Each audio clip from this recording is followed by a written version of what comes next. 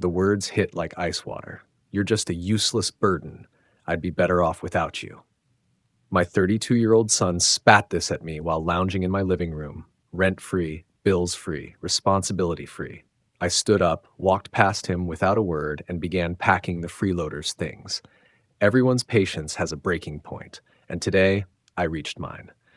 You have no idea how fast I'm about to rip him out of his comfort zone and slam him face first into cold, hard reality. Before we continue, please subscribe to stay updated on our latest stories, and feel free to share your thoughts in the comments. Dad, you got any cash? I need to pick up some things today. I looked up from my morning coffee to see Marcus standing in the kitchen doorway, still in the same wrinkled t-shirt he'd worn yesterday. The smell of stale beer and unwashed clothes followed him like a cloud. My stomach tightened, that familiar knot that formed every time he asked for money, which had become as routine as sunrise. "What kind of things?" I asked, though I already knew the answer would be vague. "Just stuff, you know." He shrugged, opening the refrigerator and pulling out a beer. 10:47 a.m. The condensation from the can dripped onto the kitchen floor I'd mopped just last night. When did this become normal? The thought hit me like a slap. When had I stopped questioning why my 32-year-old son needed beer money before noon? When had I started accepting that stuff was an adequate explanation for why I should empty my wallet again? "Marcus, we need to talk about you finding work. It's been 8 months since—" "Christ, Dad, not this again!" He cracked open the beer with one practiced motion. "The economy's shit. Nobody's hiring. What do you want me to do? Flip burgers?" The contempt in his voice made my chest tighten. I remembered being his age, working 3 jobs to support him after his mother left, coming home with hands stained from factory work and grease under my fingernails. Flipping burgers would have seemed like a vacation. "There's no shame in honest work," I said quietly. "For you, maybe." He took a long swig, and I watched his Adam's apple bob. This is my son, I thought, the boy I used to carry on my shoulders who used to think I was the strongest man in the world. But I went to college. I have standards. The college I'd paid for with my retirement savings. The degree he'd earned in communications and then promptly decided wasn't what he wanted to do. The career counseling sessions I'd funded, the networking events, the professional wardrobe that now hung in his closet gathering dust. "Son, maybe if we worked on your resume together." "My resume is fine. The problem is this whole goddamn system." His voice was getting louder, more aggressive. I could feel the neighbor's judgment seeping through the walls. Mrs. Patterson next door had stopped making eye contact with me at the mailbox months ago. "You wouldn't understand. You've never had real ambition." The words landed like physical blows. 37 years at the plant, working double shifts during the holidays so he could have the latest video game console. The promotion I'd turned down because it would have meant relocating, disrupting his schooling. The sacrifices I'd made, not grudgingly but gladly, because that's what fathers do. "I had ambition," I said, my voice barely above a whisper. "I wanted to give you everything I never had." "Well, congratulations." His laugh was bitter, cutting. "You gave me a front row seat to watch you settle for mediocrity. Real inspiring, Dad." I felt something crack inside me, like ice breaking under pressure. This kitchen, where I'd taught him to scramble eggs. This house, where I'd read him bedtime stories and helped with homework and celebrated every small victory. All of it suddenly felt hollow. "You're just a useless burden," he said, finishing his beer and crushing the can. "I'd be better off without you." The words hung in the air between us like poison gas. I set my coffee can carefully, my hands steadier than I felt inside. "I'm sorry. What did you just say to me?" Something in my tone must have registered because Marcus's cocky smirk faltered slightly, but only slightly. "You heard me, Dad. You're a burden, a dead weight." He gestured around the kitchen with his empty beer can. "Look at this place. Look at your life. You think I want to end up like you?" My throat felt dry as sandpaper. "Marcus, I want you to think very carefully about what you're saying to me." "Why? You afraid to hear the truth?" His voice was getting bolder now, feeding off what he mistook for weakness. "I'm 32 years old, and I'm stuck living with my loser father because you never taught me how to be successful. You never showed me what winning looks like. Be careful." Some voice whispered in my head. "This is your son. Choose your words." But another voice, one that had been silent for too long, was starting to speak up. Explain to me how providing for you for 32 years makes me a burden, I said quietly. Because you made me soft. The words exploded out of him. You made me think the world owed me something, just like you think it owes you. But newsflash, Dad, nobody owes us anything. And frankly, I'm tired of being dragged down by your low expectations. I nodded slowly, feeling something fundamental shift inside me. The room seemed to grow very quiet, very still. I see, I said, standing up from the table. I walked past him toward the hallway, my steps measured and deliberate. Behind me, I heard him call out, "Where are you going?" I didn't answer. Instead, I went to the linen closet and pulled out the large duffel bag I'd bought him for college, the one he'd never returned after dropping out junior year. Then I walked to his room and began shoving his clothes inside. Dad, what the hell are you doing?" I could hear panic creeping into his voice now, but I didn't stop. Shirts, jeans, the expensive sneakers I'd bought him last Christmas, everything got thrown into the bag with sharp, efficient movements. "Old man, are you having some kind of breakdown? Stop touching my stuff." I emerged from his room carrying the bag, walked past him again, and headed for the front door. The morning air was crisp as I hurled his belongings onto the porch with a heavy thud. "You said you'd be better off without me," I said, turning to face him. "Let's find out if you're right." "What the hell, Dad?" Marcus's voice cracked like a teenager's, the bravado evaporating in real time. He stood in the doorway, staring at his belongings scattered across the porch like roadkill. "You can't just throw me out. This is my home, too." I felt a strange detachment, as if I were watching this scene unfold from somewhere outside my body. The morning sun caught the beer cans he'd left on the porch railing from last night. 4 of them, lined up like soldiers. "You're home?" I asked, my voice eerily calm. "When did you start paying rent? When did you start contributing to utilities, groceries, the mortgage I've been carrying for 15 years? That's not the point." He was sputtering now, his face flushing red. "You're my father. You're supposed to take care of me." The irony wasn't lost on me. 5 minutes ago, I was a useless burden. Now I was supposed to be his caretaker. "I did take care of you," I said, "for 32 years. But you just told me you'd be better off without me, so I'm giving you that chance. You're being ridiculous." I was frustrated, okay? I didn't mean, "Oh, you meant every word." I stepped back into the house. "You meant it when you called me mediocre. You meant it when you said I never amounted to anything. You meant it when you said I was a burden." His face twisted with rage and something that might have been fear. "Fine. You want to play hardball, old man? You'll see what I'm capable of. You think you can just toss me aside like garbage? I'll show you exactly who you're dealing with." I closed the door quietly and turned the deadbolt. The house felt different with him gone, lighter somehow, but also eerily quiet. I stood in the hallway for a moment, listening to him pounding on the door and shouting threats that grew more distant as he presumably went to retrieve his belongings. Maybe he's right. The thought crept in as I walked to the kitchen. Maybe I did fail him. Maybe if I'd been tougher, set better boundaries, hadn't been so soft. I began washing the dishes from breakfast, his untouched plate still sitting on the counter. The eggs had gone cold, the toast soggy. 32 years of untouched plates, I realized. How many meals had I prepared that he'd ignored or criticized? His mother always said I was too lenient. Maybe if I'd listened to her, maybe if I'd been the kind of father who demanded respect instead of hoping for love. The coffee mug slipped from my hands and shattered against the kitchen floor, ceramic shards scattering like my thoughts. I stared down at the pieces. The mug he'd made me in second grade, lopsided and painted with uneven blue stripes. "World's best dad," it had said in his careful 7-year-old handwriting. The irony cut deeper than any of his words ever could. I swept up the ceramic shards of that broken mug, each piece carrying a memory I no longer wanted to hold on to. The self-doubt that had been creeping in like fog suddenly lifted, replaced by something much clearer and more focused. Enough.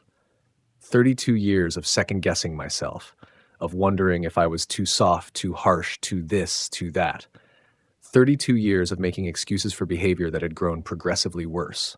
Marcus had made his position crystal clear this morning. I was a burden he'd be better off without. Well, time to teach him what being without me actually meant. I settled into my home office, the same cramped space where I'd balanced our family budget for decades, where I'd researched colleges for him, where I'd written countless recommendation letters for jobs he'd never kept. The irony wasn't lost on me that this would be where I dismantled the safety net I'd spent a lifetime weaving. First, the car, a 2020 Dodge Charger that I'd co signed for when he was 28 and just needed a chance to get back on his feet. The monthly payments of $428 came directly from my checking account, as they had for the past 4 years. I pulled up the auto loan website and navigated to the payment settings. It took exactly 3 clicks to remove my automatic payment authorization. Next, his cell phone. Family plan, of course. He'd been on my plan since he was 16, upgrading to the latest iPhone every 2 years, like clockwork. Another few clicks, and his line was suspended. Let him figure out how to communicate his threats and demands without my subsidized data plan. His credit cards, the ones where I was listed as the primary account holder, responsible for payments he'd never made. The Amex with the $8,000 balance from his business venture that had lasted all of 3 weeks. The Visa he used for DoorDash orders and gaming subscriptions. I methodically went through each account, removing my payment information and setting the accounts to close. The gym membership, the streaming services, the car insurance. Thread by thread, I was unraveling the comfortable web that had kept him suspended in perpetual adolescence. Each canceled automatic payment felt like lifting a weight I hadn't realized I'd been carrying. My phone buzzed with a notification from Facebook. Marcus had tagged me in a post. When your own father throws you out on the street because he can't handle honest criticism. Some people can't face the truth about their failures. Toxic parents hatched ungrateful. I stared at the screen for a long moment, watching the likes and sympathetic comments pour in from his friends, most of whom I'd fed at family barbecues over the years, kids I'd driven to soccer practice alongside Marcus, young adults I'd helped move apartments, and loaned money to when times were tough. The old me would have been devastated, would have called him immediately, apologizing and begging him to come home, would have worried about what people thought, about my reputation in the neighborhood, about whether I really was the monster he was painting me to be. But sitting there, looking at the list of canceled services spreading across my computer screen like a battle plan, I felt something I hadn't experienced in years. Peace. Maybe he was beyond saving. Maybe 32 years of unconditional support had created something irredeemable. Maybe the boy who used to bring me dandelions and call me his hero was gone forever, replaced by this bitter stranger who saw kindness as weakness and generosity as obligation. If that was true, then at least I'd finally learned to live with the truth instead of the fantasy I'd been clinging to. I screenshot his post and saved it to a folder I labeled Evidence. Something told me I might need it later. The call came at 11:23 a.m. the next morning from a number I didn't recognize. I almost let it go to voicemail, but something made me answer. Dad, it's me. Marcus's voice had lost yesterday's venom, replaced by something that might have passed for casual if I hadn't known him better. The studied nonchalance of someone trying to sound like they weren't panicking. Marcus. Look, I got some weird notifications this morning, something about my car payment and phone service. I think there might be some kind of technical glitch with your bank or something. The audacity was breathtaking. Even now, even after everything he'd said, he was trying to frame this as my mistake, my problem to solve. There's no glitch, I said calmly. I canceled the payments. A long pause. When he spoke again, his voice had an edge. Dad, come on, don't be dramatic. We had a little fight, it happens, but you can't just, I can, and I did. This is ridiculous. You're acting like a child. Look, I said some things I maybe shouldn't have, but you're being way too sensitive about. Stop. The word came out sharper than I intended. You called me a useless burden. You said you'd be better off without me. Those weren't words spoken in anger, Marcus. That was what you really think. I was frustrated. You were honest. For probably the first time in years. I stood by my kitchen window, looking out at the empty driveway where his Charger used to sit. Being a man means dealing with the consequences of your words and actions. You wanted to be better off without me? Here's your chance. Dad, you're not thinking clearly. We need to sit down and talk about this like adults.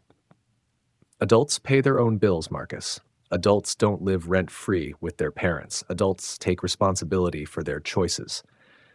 I kept my voice level, matter of fact. You're 32 years old. Figure it out. I hung up before he could respond. The rest of the day passed quietly. I went to the grocery store and bought exactly what I needed for myself. No more bulk shopping, no more cases of beer I didn't drink, no more frozen pizzas and energy drinks. The checkout total was less than half of what I usually spent. I was heating up leftover soup for dinner when my phone rang. The caller ID made my blood freeze. Julia, my ex-wife. The woman who'd walked out on us 15 years ago, claiming I was emotionally unavailable and failed to provide the life she deserved. Julia and I hadn't spoken in almost 3 years, not since Marcus's 30th birthday when she'd shown up drunk and made a scene about how I'd ruined both their lives. I let it ring twice more before answering. Hello, Julia. Well, David. Her voice was exactly as I remembered, sharp, condescending, with that particular tone that had made me feel 2 inches tall throughout our marriage. I just got a very interesting call from our son. Our son, as if she'd been present for any part of raising him after she walked out. Did you now? Don't you dare use that flat tone with me. Marcus told me what you did. Throwing him out on the street like garbage, even for you, David, this is low. I felt that familiar tightness in my chest, the same feeling I'd gotten every time she'd started one of her character assassinations during our marriage. He told you his version of events. His version? Her laugh was bitter. Oh, that's rich. Let me guess. You're the victim here, right? Poor David. So misunderstood. I'm not claiming to be a victim of anything. Good, because you're not. You're a grown man who just abandoned his own child because your feelings got hurt. Marcus is sleeping in his car, David. In his car. Because his father is too much of a narcissist to admit he was wrong. The words hit exactly where she'd intended them to. She'd always been a surgeon with language, knowing precisely where to cut. Marcus is 32 years old, I said quietly. He's not a child. He's our child, and he's struggling. But instead of helping him, you throw him away like you threw away our marriage when things got tough. You never could handle real responsibility, could you? Real responsibility. 15 years of single parenthood, working double shifts, missing sleep and meals and any semblance of a social life. Apparently none of that counted as real responsibility. Julia, you left us. You walked out when he was 17 because you decided you deserved better. I left because you were weak, because you had no ambition, no drive. And look what you've done to Marcus. You've made him just like you. Dependent, unmotivated, settling for mediocrity. The irony was staggering. She was describing exactly what Marcus had become, but somehow it was still my fault. You've always been a failure, David, as a husband and now as a father. Marcus is suffering, and it's all because you can't handle being told the truth about yourself. The truth? Something in my voice must have changed because she paused. The truth is that I've supported Marcus financially and emotionally for 15 years after you abandoned him. The truth is that he lives rent-free in my house, eats food I buy, drives a car I pay for, and uses a phone that's on my plan. And yesterday he told me I was a useless burden and that he'd be better off without me. He was frustrated. He was honest, for probably the first time in years. I could hear my own voice getting steadier, more controlled. And now he's sent you to fight his battles for him because he doesn't want to face the consequences of his words. You're pathetic, she spat. A real man would. A real man would what, Julia? Continue enabling a 32-year-old who thinks the world owes him everything? Continue being an ATM for someone who has nothing but contempt for me? Don't you dare turn this around on... I'm not turning anything around. I'm stating facts. Marcus made his position clear. Now he gets to live with it. The line went quiet for a moment. When she spoke again, her voice was venomous. You'll regret this, David. Mark my words. When something happens to him, when he hits rock bottom because his own father turned his back on him, that blood will be on your hands. The line went dead. I sat there in my quiet kitchen processing what had just happened. Marcus hadn't just called his mother for sympathy or support. He'd weaponized her against me, knowing exactly what buttons she'd push, knowing exactly how her voice would affect me. This wasn't a family argument anymore. This wasn't even about tough love or consequences. This was warfare. And my son had just fired the first real shot. I sat there in my quiet kitchen, processing what had just happened. Marcus hadn't just called his mother for sympathy or support. He'd weaponized her against me, knowing exactly what buttons she'd push, knowing exactly how her voice would affect me. This wasn't a family argument anymore. This wasn't even about tough love or consequences. This was warfare. And my son had just fired the first real shot. I looked at my phone, then slowly, deliberately, I saved the voicemail to the same folder where I'd stored his social media post. Evidence was evidence, and something told me this was just the beginning. If Marcus wanted to play dirty, he was about to learn that his old man knew a few things about strategy too. I poured myself a whiskey that night, the good stuff I'd been saving for some special occasion that never seemed to come. Sitting in my living room, surrounded by the furniture I'd bought piece by piece over the years, I finally allowed myself to see my life with brutal clarity. Julia had been right about one thing. She had wanted a better life. She'd dreamed of a bigger house, fancier cars, exotic vacations. When it became clear that my factory supervisor salary wasn't going to provide that lifestyle, she'd found someone who could. Richard something or other, a real estate developer with a BMW and a country club membership. Of course, Richard had dumped her 2 years later for his secretary, leaving Julia to bounce between rental apartments and part-time jobs. But somehow, that was still my fault. Everything was always my fault. My lack of ambition had driven her away. My weakness had corrupted Marcus. My selfishness was now causing everyone's problems. The funny thing was, I'd actually had ambitions once. Dreams of traveling, of seeing Europe, of maybe taking photography classes. But every spare dollar had gone to Marcus's needs. Every vacation day had been spent at his soccer games or school events. I'd postponed my own life so completely that I'd forgotten it existed. What if I stopped postponing it? The thought hit me like lightning. I was 54 years old, in decent health, with a pension that would kick in next year. This house, the house I'd worked 2 jobs to afford, the house I'd maintained and improved for decades, was worth 3 times what I'd paid for it. I could sell it, pay off the remaining mortgage, and have enough left over to do whatever I wanted. I pulled out my laptop and started researching. Real estate lawyers, property valuations, market conditions. For the first time in years, I felt something that might have been excitement. My phone rang at 9:47 p.m. Marcus again, calling from another unknown number. "Dad, it's me again." His voice was different this time, smaller, less certain. The bravado from this morning had evaporated. "Marcus, look, I've been thinking about everything that happened, and maybe I was a little harsh yesterday. You know how I get when I'm stressed about job hunting and everything. A little harsh. The careful minimization, the passive voice, the complete lack of genuine accountability, it was like listening to a politician's non-apology. A little harsh, I repeated flatly. Yeah, I said some things I probably shouldn't have. But Dad, we're family, right? We can work through this. I just need a little help getting back on my feet, and then your mother called me tonight. The silence stretched so long I thought the line had dropped. What? Julia called. Apparently, you reached out to her about our situation. Dad, I can explain. She spent 20 minutes telling me what a failure I am as a father and a human being. Told me that everything wrong in your life is my fault, that I'm weak and pathetic and that I've abandoned you in your time of need. More silence. I could practically hear him trying to figure out his next move. I didn't ask her to say those things. I just told her what happened, and you told her your version of what happened. The version where you're the victim and I'm the villain. The version where calling me a useless burden was just you being a little harsh. Dad, come on. You know how Mom gets when she's upset. She says things she doesn't mean. The casual dismissal of her words he deliberately provoked, told me everything I needed to know about how little he understood what he'd done. Actually, Marcus, I think she meant every word, just like you meant every word yesterday morning. I took a sip of whiskey, feeling its warmth spread through my chest. The difference is I'm done pretending that abuse is love. Abuse? Dad, that's ridiculous. Nobody abused anybody. We had a fight. You called me a useless burden. You said you'd be better off without me. Then, when I gave you exactly what you asked for, you sicked your mother on me like a attack dog. That's not fighting, Marcus. That's manipulation.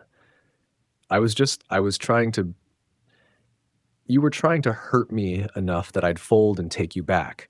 You weaponized the person who knows exactly how to make me feel worthless, thinking that would break me down. I stood up and walked to the window, sat looking out at the street where I'd lived for 15 years. Soon, maybe very soon, someone else would be looking out this window. Someone who wasn't carrying the weight of other people's ingratitude. Here's what's going to happen, Marcus. You're going to figure out how to support yourself like every other adult in the world. I'm going to live my life for the first time in decades. And if you ever try to use your mother against me again, you'll discover that I can play that game too, and I'm better at it than you think. Dad, please. I'm sorry, okay? I'm really sorry. Can we just. Good night, Marcus. I hung up and turned off my phone. Tomorrow, I'd call that real estate lawyer whose website I'd bookmarked. It was time to start living for myself. For the first time in 32 years, the future felt like it belonged to me. The law office was exactly what I'd expected: mahogany furniture, law books lining the walls, and the faint smell of expensive cologne. Attorney Mitchell Hartwell looked like Central Casting's idea of a real estate lawyer: silver haired, sharp suit, and the kind of handshake that suggested competence without being overly aggressive. So, Mr. Thompson, you're looking to sell your primary residence. Any particular reason for the urgency? Family circumstances have changed, I said carefully.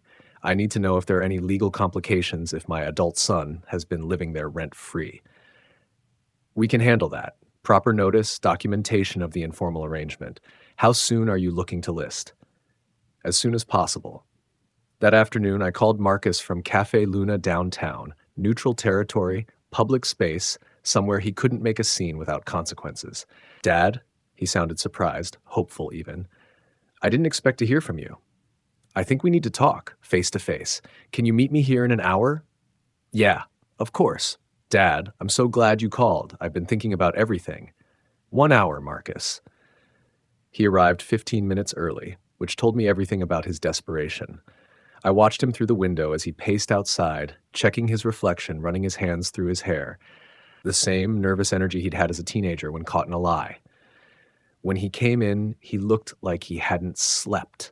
Dark circles, wrinkled clothes, the same shirt from yesterday. He was staying somewhere without a washing machine. Dad, thank you for calling. I know we both said some things, but I've had time to think. We both said some things. The false equivalency was starting already. I could see it in his eyes, that calculated look he got when he was preparing his defense, the same expression he'd worn as a teenager caught sneaking out. Sit down, Marcus. I gestured to the chair across from me. I ordered you coffee. He wrapped his hands around the cup like an anchor, hands shaking slightly. The tremor reminded me of his grandfather, my father, but his had come from years of honest labor, not from whatever this was. I realize I may have been unfair to you. The stress of job hunting, you know? Sometimes people say things they don't mean. I may have been unfair. Not I was wrong. The careful phrasing that admitted nothing while appearing contrite. I felt a familiar weight in my chest. The same disappointment I'd carried for years, always hoping this time would be different. I pulled an envelope from my jacket and placed it between us. Before you continue, I need you to look at this. His eyes fixed on it like it was dangerous, pupils dilating slightly. Some animal part of his brain was already sensing the threat. What is it? Open it. I watched his face change as he read, confusion melting into comprehension, then crystallizing into panic. His mouth opened and closed like a fish gasping for air, the same helpless expression he'd worn at 12 when I'd found him breaking my tools in the garage. This says the house is being listed for sale. That's correct. Dad, what the hell? You can't sell the house. That's my home. His voice cracked on the word home, and for a split second I saw the little boy who used to run to me when he scraped his knee. But the moment passed, replaced by indignant rage that anyone would dare disturb his comfortable existence. Your home. I kept my voice level, though my heart was pounding. Tell me, Marcus, what makes it your home? I live there. I've lived there most of my life. I live there. Not we built a life there or we made memories there. Just the basic fact of his presence, as if occupying space created ownership. A young couple at the next table was arguing quietly about their wedding plans, completely absorbed in their own drama. The barista called out drink orders in a steady rhythm, normal life continuing around us while ours fell apart. You've lived there as my dependent for 32 years. I took a sip of coffee, buying time to steady myself. When did you start paying rent? You never asked me to pay rent. The defensive whine in his voice transported me back 20 years, the same tone he'd used when confronted about poor grades, missed curfews, broken promises. Nothing had changed except the stakes. I thought you were temporary, getting back on your feet. That was 8 months ago. The job market is tough. McDonald's is hiring. Walmart is hiring. The grocery store down the street needs baggers. Those aren't real jobs, Dad. I have a college degree. Those aren't real jobs. The words hit me like a physical slap.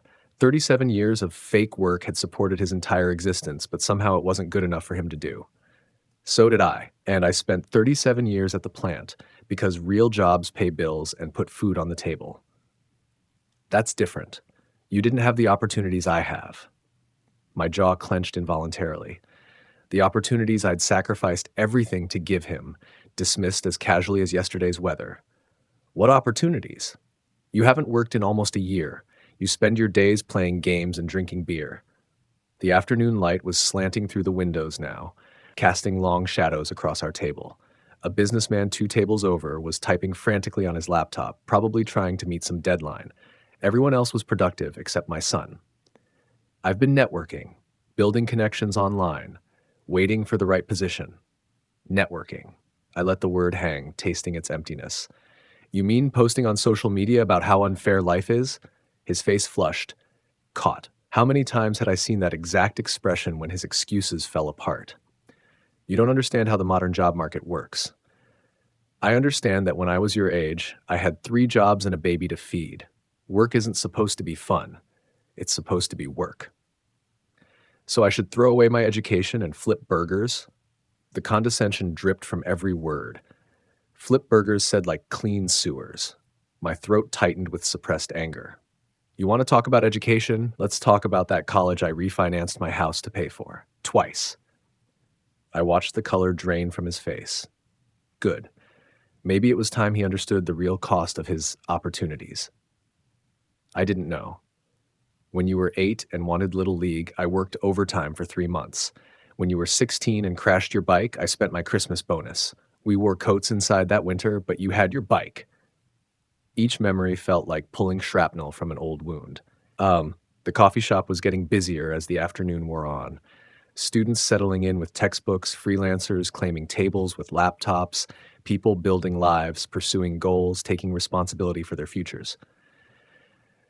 When you dropped out at 22 with 30,000 in debt, I refinanced again. I'll be paying for your unfinished education until I'm 70. His hands were shaking harder now, coffee sloshing in his cup. The reality of what his choices had cost me was finally penetrating his protective bubble of self-justification. You never told me. Because I thought that's what fathers did. I thought love meant sacrifice, no matter how little appreciation you showed. The words came out harder than I'd intended. Years of resentment finally finding voice. A mother at a corner table was helping her young daughter with homework, patiently explaining multiplication tables. The kind of attention I'd given Marcus for years, the kind he'd dismissed as worthless. I was going to pay you back. You haven't made a single car payment, Marcus. Not one. 4 years of $428 a month while you call my life mediocre. I didn't mean it like that. But I could see in his eyes that he had meant it exactly like that. The casual cruelty of someone who'd never had to struggle, never had to compromise, never had to choose between his wants and someone else's needs. How did you mean calling your father's life pathetic? I was frustrated.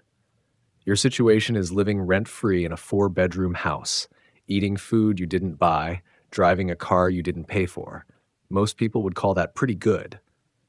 An elderly man reading a newspaper glanced over at us, then looked away quickly.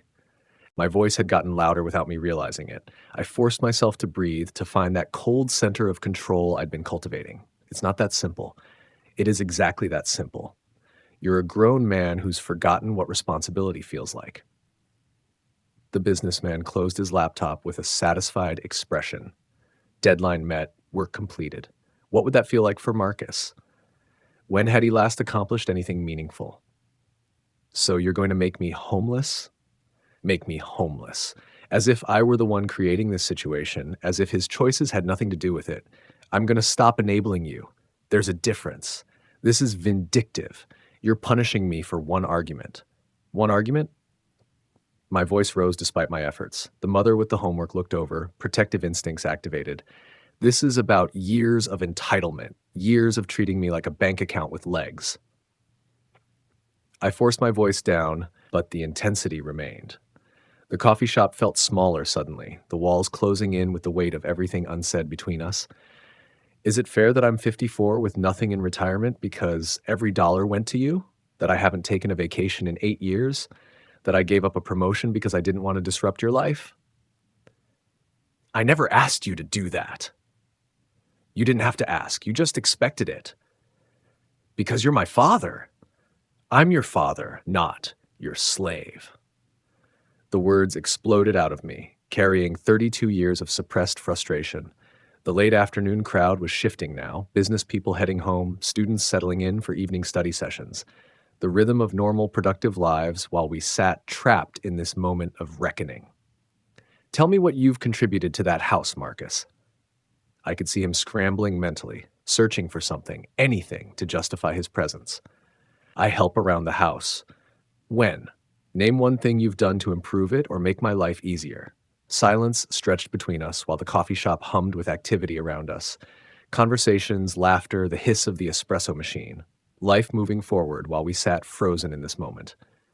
"I keep you company," he said finally, voice small. The pathetic inadequacy of it hit me like a punch.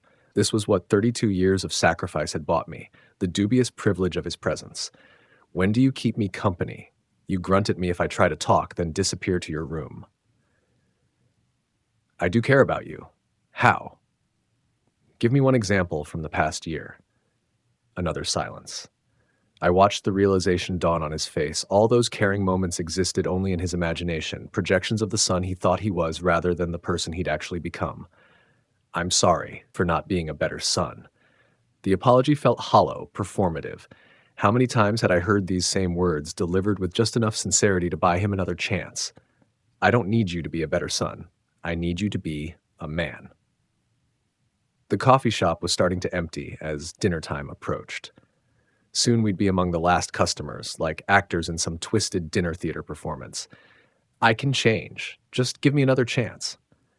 "How many chances have you had? How many times have we had this conversation?" "This is different. Because the stakes are finally real?" I could see the desperation creeping into his eyes now, the dawning understanding that his usual tactics weren't working. "I called Mom because I was desperate." "Tell me what you told her that made her attack me for 20 minutes. He stared into his coffee, the silence stretching uncomfortably. Around us, the normal sounds of life continued, the clink of dishes, muted conversations, the whisper of pages turning. "I told her you threw me out for no reason." "For no reason." "I said you were overreacting to a little argument." "What else?" "Maybe that you were being too sensitive, having some kind of midlife crisis." So he'd painted me as unreasonable, unstable, cruel. The calculated cruelty of it took my breath away, not just the betrayal, but the precision with which he'd aimed at my deepest vulnerabilities. "You weaponized the person who knows how to hurt me most." The coffee shop had grown quiet around us. Most customers departed for dinner, leaving us in our bubble of dysfunction. "I didn't think. You don't think about anyone but yourself. You don't think about how your words affect people." "I do love you, Dad." The words sounded empty, automatic, a reflex rather than a feeling. "Love is a verb, son. Your actions toward me have been the opposite of loving." He was crying now, real tears, but I'd seen him cry before when consequences loomed, the tears of someone who'd finally realized that this time, Daddy wasn't going to save him. "Where am I staying? In my car. Using birthday money, money you gave me." Even in his supposed independence, he was still living off my generosity. The irony would have been funny if it weren't so tragic. "This isn't punishment, Marcus. It's me finally teaching you to be a man. By abandoning me, by refusing to enable you, by refusing to be your safety net while you treat me like garbage. I stood up, pulling on my jacket. The late afternoon sun slanted through the windows, painting everything golden. Closing time for this chapter of our lives. The house will be listed next week. I'd suggest you start looking for alternatives today. I placed a 20 on the table and put my hand on his shoulder. For 32 years, a gesture of comfort. Today, feeling like goodbye. I hope someday you understand this is the first real gift I've given you. The chance to discover who you can be when you can't rely on anyone but yourself. As I walked away, his voice cracked behind me, desperate and young. Dad! Dad! Waze! But I kept walking, my footsteps steady on the tile floor. For the first time in 32 years, I was walking toward my own life instead of turning back to fix his. The evening air felt clean and full of possibility.